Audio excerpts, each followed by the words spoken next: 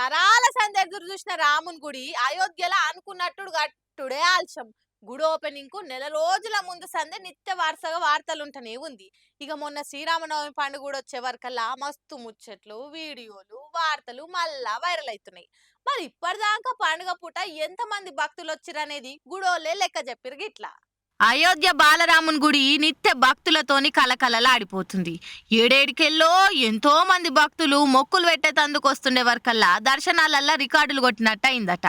జనవరి 29 తారీఖు దేవుని నిలబెట్టిన కాంచి ఇప్పటి వరకు 1,50,00,000 మంది భక్తులు రాముని దర్శనం చేసుకున్నారట. రోజుకు లక్షకు తక్కువ కాకుండానే వచ్చి పోతున్నారని గుడోళ్ళే లెక్క చెప్పిర్రు. ఇక గుడి కట్టినాక మొన్ననే ఫస్ట్ శ్రీరామనవమి పండుగ వచ్చింది కదా. రామునికి సూర్య తిలకంతో దర్శనం ఇచ్చే వరకల్లా ఆ అద్భుతాన్ని చూస్తందుకు మస్తు మంది వచ్చిర్రు. మళ్ళా ఏడాది శ్రీరామనవమి దాకా సూర్య తిలకం కానరాదు కాబట్టి ఆయాల 19 గంటలు గుడి తీసిపెట్టి దర్శనాలు చేసుకొని ఇచ్చిరట.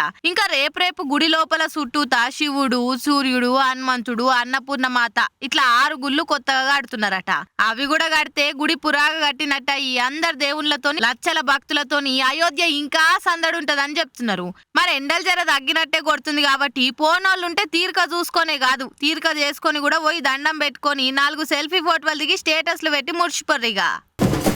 Komatireddy Venkanna sir CM post కోసం పోటీ పడ్డది వాస్తవం. రేవంత్ సార్కు సీఎం పదవిస్తే కొద్దిగా కలుక్కుమన్నది వాస్తవం అని ఆయన అభిమానులు చెప్తుంటారు.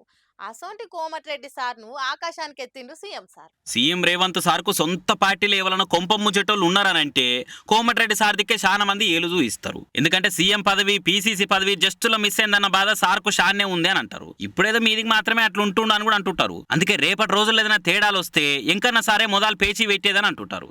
అసొంటి ఎంకన్న సార్ను మొగుల మీదకి ఎక్కించిండిగా సీఎం సారు. వాస్తవంగా నాతో పాటు ఎవరైనా ముఖ్యమంత్రి పదవికి అర్హత ఉందంటే అది కోమటిరెడ్డి వెంకటరెడ్డి గారికి అని చెప్పి నేను మనస్ఫూర్తిగా చెప్తున్నా.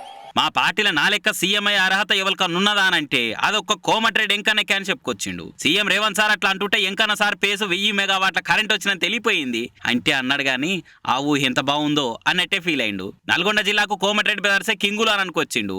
భువనగిరి దిక్కు ఓట్ల ప్రచారానికి పోయినప్పుడు ఇదంతా చెప్పిండు సారు. అయితే సార్ మాటలని కర్మ సీనియర్లు కొద్దిగా పీలేరని వినికిడి. అంటే ఏంది ఎంకన్నకే ఉన్నదా, మాకంత సీన్ లేదా అని గులిగిర్రట. మరి అట్లా ఎవరెవరు గులిగుంటారో కామెంట్లు పెట్టరు చూద్దాము.